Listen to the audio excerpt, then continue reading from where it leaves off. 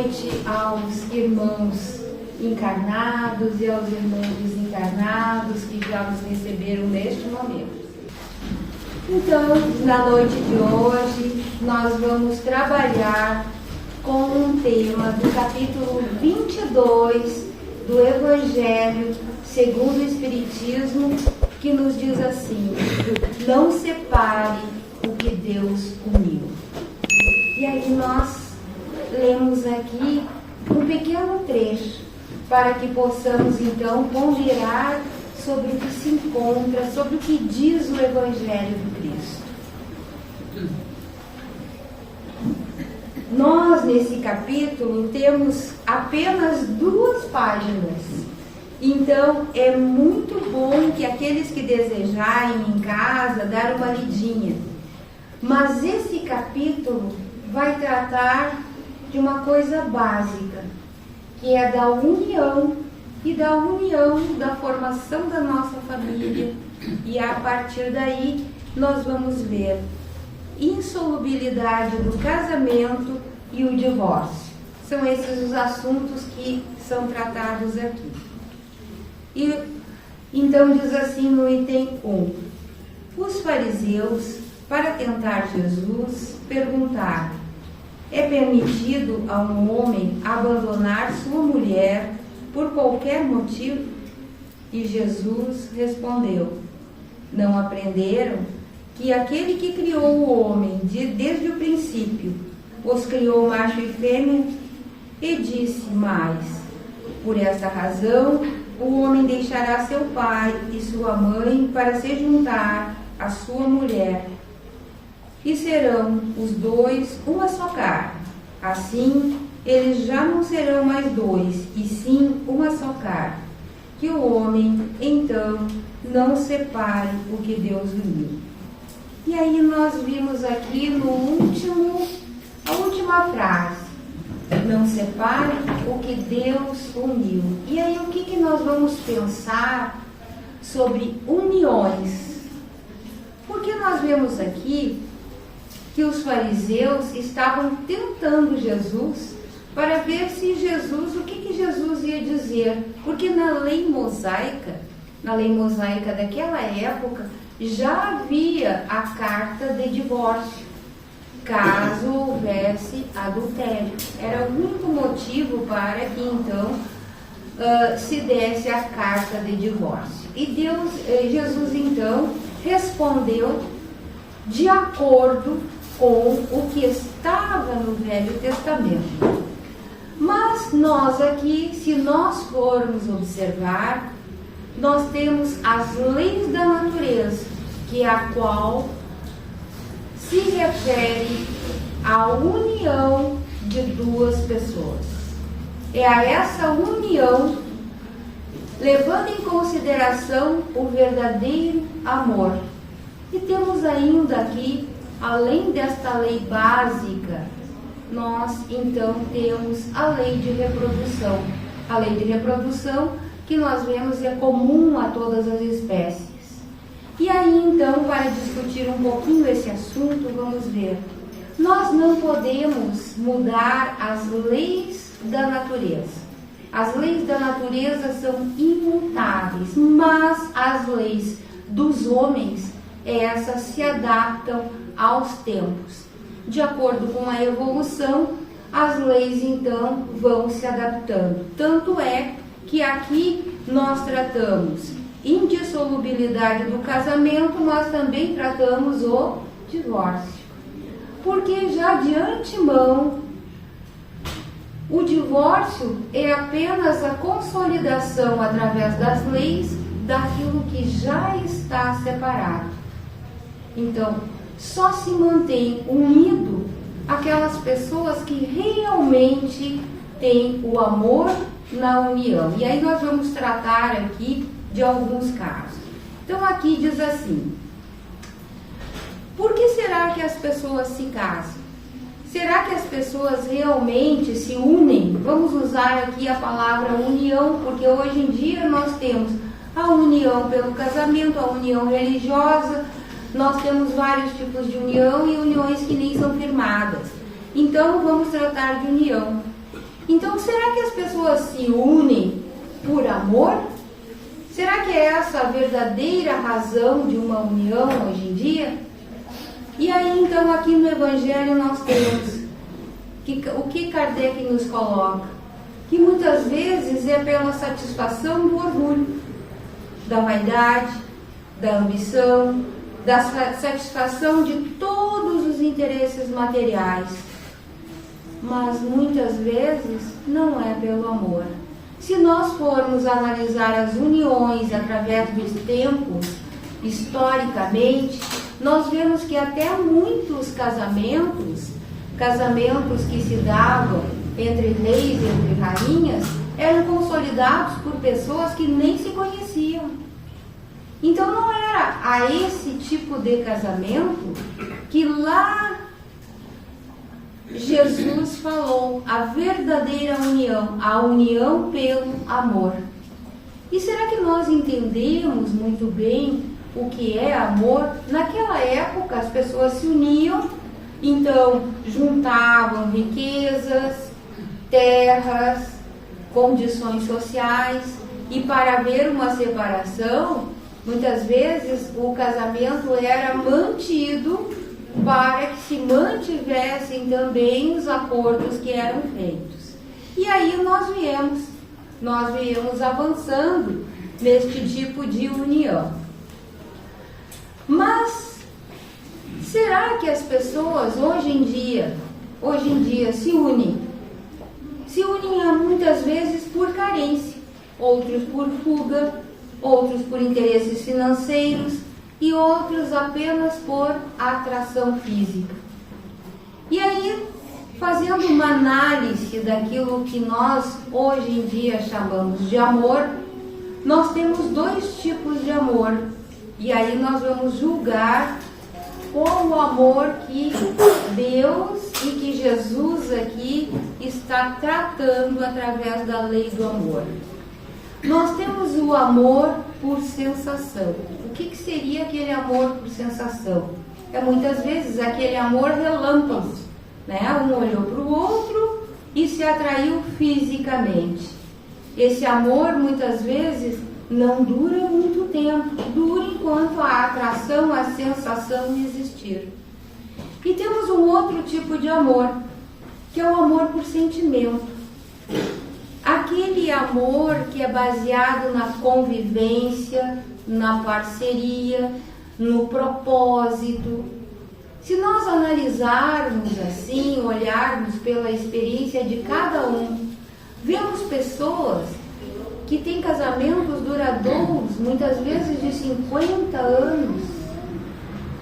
Casamentos que chegam até a ter 70 anos de casamento. Isso é uma felicidade. Aí nós vamos dizer, tudo correu às mil maravilhas? Não. Nós estamos num mundo de provas e expiações. Mas o que houve nessa união? Nessa união houve o sentimento, a amizade, o companheirismo, o propósito, a criação da família. Porque nós temos uma missão, nós vimos numa outra exposição que teve aqui, que eram os objetivos da nossa encarnação, e um deles era ser co-criadores. Co-criadores. O que quer dizer sermos co-criadores? Termos uma família. Uma das opções, termos uma família, termos filhos, agregar aquela família e educar os filhos dentro de um princípio de moralidade, apresentar Deus às crianças, apresentar a religião às crianças, mesmo em pequena idade, porque muitos dizem assim, lá quando tiver 18 anos é que decidem, e a gente já comentou aqui, às vezes até os 18 anos muita coisa já se perdeu. Porque se vê aqui como foi lido antes na evangelização, quantas coisas se ganham trazendo as crianças para a evangelização. Ali é apresentado o Evangelho, a proposta moral do Cristo. Então as crianças vão utilizar na adolescência o livre-arbítrio. E utilizando o livre-arbítrio, elas terão escolhas. Mas se elas foram evangelizadas, elas têm critério para as escolhas. Não é uma escolha apresentada pelo amiguinho na escola, pela outra pessoa, por aquele no jogo, muitas vezes da internet. Então, é aí que nós vemos a nossa participação na criação, a nossa missão como pertencentes a uma família. E aí, então, nós vemos que esse amor então responsável, esse amor duradouro, muitas vezes há separação, muitas vezes o que se nota? Se nota que o casal criou seus filhos e lá pelas tantas não deu mais, né? Cada um está voltado para um outro momento de sua vida. A gente vê e a gente conversa muitas vezes com as pessoas antes de tomarem as decisões e é acertado, é a vida que segue. Mas o que? Já estabeleceram um propósito de vida e às vezes o resultado dessa separação, quando é amadurecido, o que acontece? Um ou outro sempre fica magoado. É como se houvesse um luto. Tem um tempo ali onde o casal ali se organiza. Mas se vê hoje em dia muitas famílias que se expandem, se separam, se casam novamente, têm filhos com de outras uniões e vivem fraternalmente. Não brigam, não ficam de mal, como a gente costuma dizer. Às vezes participam de aniversários, todos juntos. A família, na realidade, aumenta, porque se vê que aquela etapa acabou. Mas continuando para aqueles casamentos, então, que continuam, né? Que tem uma parceria mais longa, com reciprocidade. E aí a gente entra aqui. Muitas vezes quando alguém vai se unir, fazer esta união, com qual é o propósito da união? Porque dizer eu te amo é muito fácil. Já vimos dois tipos de eu te amo. O amor sensação e o amor aquele sentimento. Aí a gente já tem critério para saber em qual dos dois nós estamos. Depois desse critério, nós podemos ver o seguinte: será que eu vou dizer, ou um dos dois vai dizer aquela famosa frase, eu quero alguém que me faça feliz? E aí nós estamos vendo o amor egóico. Porque para que haja felicidade na união, é necessário que os dois da união sejam felizes. Então, se nós já partimos para uma união porque temos carências, quero que alguém que me faça feliz. Opa, então vamos pensar um pouquinho. E o outro eu também vou fazer feliz? Então essa é a reciprocidade. E aí a gente vê que às vezes a carência fala desta maneira: eu não sou ninguém sem você. Um dos dois fala isso. Mas quem está falando? A carência. Aí temos que avaliar se há sentimento.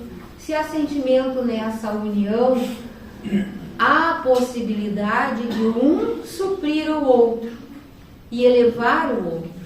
Mas aí temos que ver.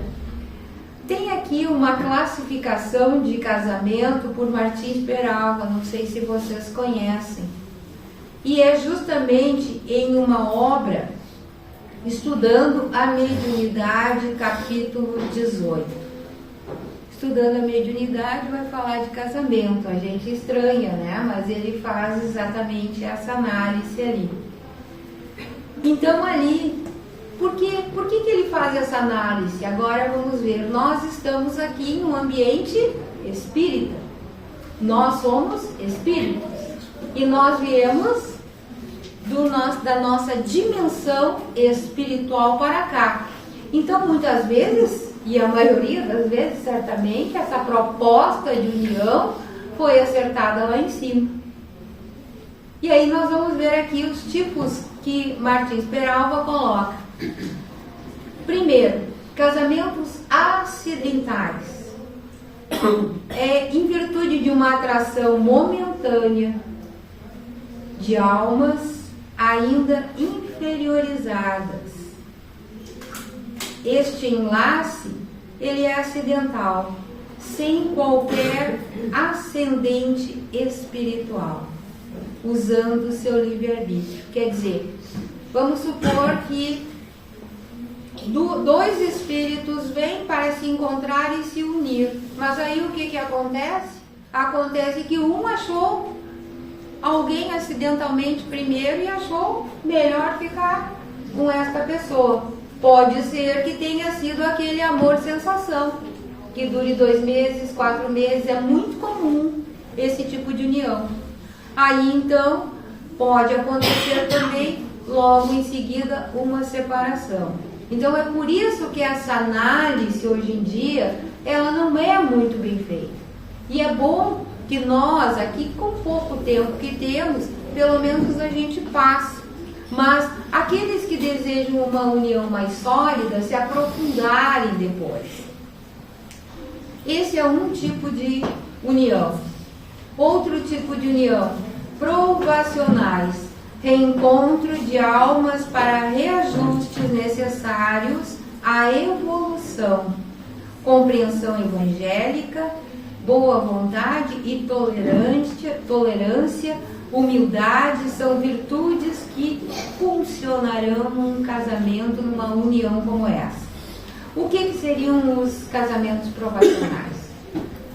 Nós vimos nenhuma das vezes aqui a história de Silas, lá no livro Ação e Reação, de Chico Xavier, pelo Espírito André Luiz. Então, a história de Silas, o que aconteceu? Silas separou, era muito avarento na última reencarnação dele, muito avarento, separou então quando a mãe faleceu, ele de olho na fortuna do pai, separa o pai da madrasta, a madrasta acaba sendo morta por envenenamento pelo pai. Então olha só que aí acontecem situações que há necessidade de reparo. Aí o que acontece? Acontece que a madrasta vai para o umbral, Silas também, o pai também. Silas é recolhido, estuda muito, trabalha na Mansão Paz, e aí ele diz que vai reencarnar, e essa reencarnação aí será uma reencarnação provacional. Por quê? A mãe vai então se unir ao pai. A mãe era um pouco mais espiritualizada, ela vem trazendo o pai, e os filhos quem serão? Silas e a madrasta. Silas vai estudar para médico com muita dificuldade, porque na encarnação anterior ele era o quê? Era um médico que nunca exerceu porque tinha muito dinheiro, e o interesse dele era no dinheiro, então ele faliu no seu projeto reencarnatório. E aí o que acontece? Agora então a espiritualidade reorganiza essa família para que haja reparação e reajuste. Então vejam só, nada é por acaso, nada é por acaso. E aí entra a evangelização da infância e da adolescência. Vejam que coisa maravilhosa trazer as crianças, porque as crianças terão esse nível de compreensão no momento que ficam adolescentes, adultos para uma união. Não é assim ao acaso, ao modismo. Esse era o segundo tipo, então. Temos um outro tipo que é sacrificiais. Sacrificiais, almas iluminadas com alma inferiorizada a ele, com o objetivo de redimir a que se perdeu no caminho. Quem ama não pode ser feliz se deixou na retaguarda o objeto de sua afeição. Então vejam só, quem ama, olha a verdadeira união, né? Nós vimos lá a união dos pais de André Luiz, né? A mãe com o espírito já muito evoluído e o pai nem tanto. O pai então tinha as duas amantes, né? E aí ele se encontrava lá ainda nas regiões umbralinas, mas sempre visitada pelo aquele amor verdadeiro, que era o da mãe. Então, quando ela conta para André Luiz, que ele pergunta, e o papai? Aí, então ela diz, eu frequentemente visito o papai, o seu pai, e visito as nossas duas irmãs. Olha, ela não se referia às duas amantes como amantes. Se fosse nós, o que nós diríamos? Olha, diríamos esse e mais algumas outras frases, né? Mas não ela, espírito já evoluído em esfera superior. Ela não teria necessidade de reencarnação. Mas o que diz aqui? Uma união sacrificial. Ela tem o verdadeiro amor por aquele que ficou para trás. Então ela vai em busca e vai auxiliar para que ele também se alegre. Porque qual é o nosso propósito como espíritos neste mundo? É o nosso progresso espiritual, o nosso progresso intelectual, moral. Então vejam só, e nós muitas vezes não nos perguntamos qual é o nosso verdadeiro propósito, porque nos olhamos como pessoas apenas do corpo físico e não do espírito imortal. E aí então André Luiz fica satisfeito, porque eles vão se casar e terão como filhos as duas moças. Serão filhas. Imaginem só o resgate, e ela vai estar lá para auxiliar. Então, esse é uma união sacrificial. Eu sei que muita gente deve estar pensando, eu acho que eu tenho uma união sacrificial, né? Olha assim para sua casa, faz uma ideia. Outros devem estar pensando assim, eu tenho, acho que provacional, que a maioria, olha, provas e expiações, não precisa dizer mais nada, que etapa nós andamos, provas e expiações. E aí a gente precisa olhar ainda para a nossa questão. A gente olha para a nossa família, né? E aí a gente percebe, mas como Deus colocou, né? Colocou assim, por exemplo, a mãe e um filho. Aqueles são maravilhosos, não dão problema. Aí o pai e a outra filha, vamos supor, são ao oposto, né? Dão problemas, mas eles estão ali lutando e levando em si.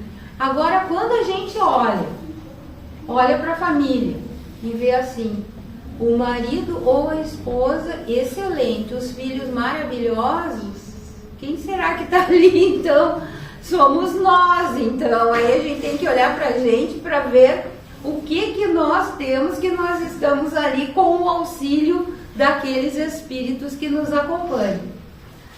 Casamentos afins, pela lei da afinidade, nós estamos melhorando, porque nós estamos caminhando para o mundo de regeneração, e aqui já existem muitos casamentos afins. Pela lei da afinidade, reencontram-se corações amigos para consolidar afetos, reúnem-se almas esclarecidas e que muito se amam, consolidam velhos laços de afeição. Então, muitas vezes, são pessoas que já tiveram experiências e retornam, são espíritos afins, aquelas pessoas que realmente lá, vivem 50 anos, né, tendo seus problemas, mas contornam os problemas, com paciência, com companheirismo, com propósitos, e às vezes recebem filhos que nem fazem parte da sua família espiritual, mas se oferecem para resgatar espíritos que estão necessitados nessa etapa de transição que nós estamos. Então vejam que coisa maravilhosa, não é só coisa ruim, nós podemos modificar tudo, de acordo com a nossa compreensão, com a nossa vontade. E o último deles são os casamentos transcendentes. Vejam só, esses casamentos são almas engrandecidas. Imaginem duas almas engrandecidas, engrandecidas no bem. Se buscam para realizações imortais, reencontro no plano físico, para realizações de interesse geral, amor puro, acima das vulgaridades terrenas, no ideal do bem e do belo. Muitas vezes espíritos se unem, fundam, têm empresas, porque às vezes empresas maravilhosas ali desenvolvem projetos sociais e assim por diante. Então nós vimos que aqui tem uma série que nós podemos depois aprofundar e que nos dão propósitos para a nossa vida. André Luiz caminhava com Tobias, porque nós estamos andando para a fraternidade universal. Sabemos que todos nós somos filhos de Deus, então todos nós somos irmãos. Temos as nossas famílias espirituais, mas temos que lembrar que todos nós somos irmãos. E todos são filhos de Deus, desde aquele que comete o ato que nós consideramos mais repugnante, até aquele espírito como Chico Xavier. Todos são filhos de Deus. E todos um dia serão espíritos puros. Vai depender do tempo de cada um. E aí André Luiz vinha caminhando com Tobias, e Tobias disse assim: André Luiz, vamos até lá em casa? E aí André Luiz disse: vamos. Ele disse assim: eu estou lá com as minhas duas esposas. Aí André Luiz: o quê? No mundo espiritual com duas esposas? Ele disse: sim, a minha primeira esposa, o grande amor de minha vida, veio para o mundo espiritual antes de mim. Mas eu tinha filhos e precisei então casar-me novamente para que alguém cuidasse dos filhos. E ele casou-se. E depois então ele desencarnou, foi para o nosso lar, uniu-se novamente com a esposa, a primeira esposa, e esperaram, aguardaram a irmã que tinha ficado com os filhos, e quando ela desencarna, então eles acolhem essa irmã que também acolheu os filhos da primeira esposa. Então vejam só, imaginemos se for necessário a separação ainda aqui na Terra, e se o divórcio ocorrer, que não tenhamos rancor, porque todos nós erramos de uma maneira ou de outra. Então que mantenhamos as nossas famílias unidas, mesmo que elas se unam com outros, em grandeza dos filhos, porque sempre levamos em consideração a ele, a ela, mas temos que levar em consideração aqueles que são o resultado da união. Então, neste momento, é muito assunto em duas páginas, capítulo 22 do Evangelho. E quem quiser dar uma passadinha, Estudando a Mediunidade, capítulo 18, Martins Peralta. Que assim seja.